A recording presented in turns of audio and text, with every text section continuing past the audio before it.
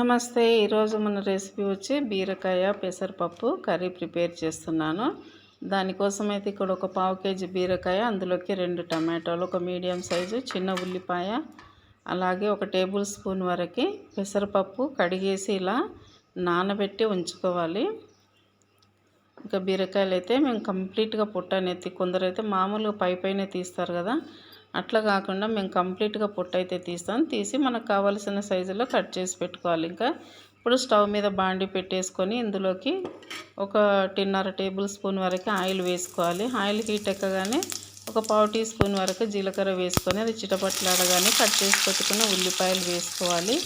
ఉల్లిపాయలు కొంచెం వేగగానే ఇందులోకి అయితే కొంచెం అల్లం వెల్లుల్లి పేస్ట్ ఒక పావు టీ స్పూన్ వరకు వేసుకోవాలి. వేసుకొని ఇలా కలుపుకోవాలి. కలుపుకున్న తర్వాత బీరకాయలు అయితే ఆల్రెడీ ముందే మనం నీట్గా కడిగేసి అప్పుడు కట్ చేసుకోవాలి. కట్ చేసిన తర్వాత బీరకాయలని మళ్ళీ కడగకూడదు.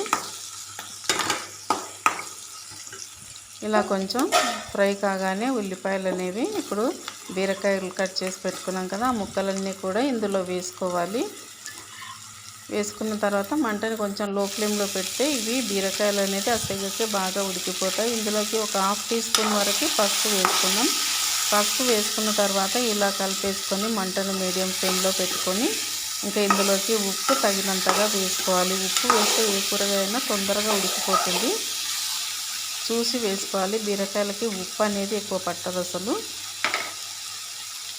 ఒక హాఫ్ టీ స్పూన్ వరకు ఉప్పు, ఒక టీ స్పూన్ వరకు కారం వేసుకున్నాను. వేసుకున్న తర్వాత మరోసారి ఇలా కలుపుకొని 2 టమాటాలు తీసుకున్నాం కదా, ఇవి చిన్న ముక్కలుగా కట్ చేసి పెట్టుకోవాలి. అలాగే ఒక కొత్తిమీర కట్ట సగం తీసుకొని కట్ చేసి పెట్టుకోవాలి కడిగేసి. ఇవి వేసిన తర్వాత బాగా కలుపుకుందాం ఒకసారి. ఇలాగా ఈ టమాటా ముక్కలు ఇందులో గుజ్జుగా కావాలి. ఇలా టమాటా వేస్తేనే పుల్లగా కారకారంగా బాగుంటుంది కర్రీ అనేది. ఇప్పుడు కడిగి పెట్టుకున్న పెసరపప్పు కూడా ఇందులోకి వేసుకుందాం. వేసుకున్న తర్వాత ఒక 2 నిమిషాల పాటు మూత పెట్టుకొని దీన్ని ఉడికించుకోవాలి. అంతలోపు ఇందులో మనం కొత్తిమీర కూడా వేసుకుందాం.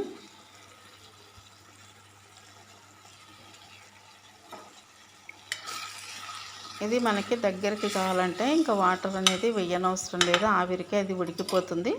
లేదంటే కొద్దిగా వాటర్ వేసుకోవచ్చు. నేనైతే ఇక్కడ ఒక పావు గ్లాస్ వాటర్ అనేది వేసి ఉడికించుకున్నాను. కొద్దిగా పెసరపప్పు ఉడకాలి కదా, అలాగే ఉన్నా బాగుంటుంది టేస్ట్. అయితే కొంచెం గ్రేవీలాగా కావాలని ఇలా చేశాను. ఇలా వాటర్ వేసుకున్న తర్వాత ఒక 2-3 నిమిషాలు ఉడికించుకుంటే కూర రెడీ.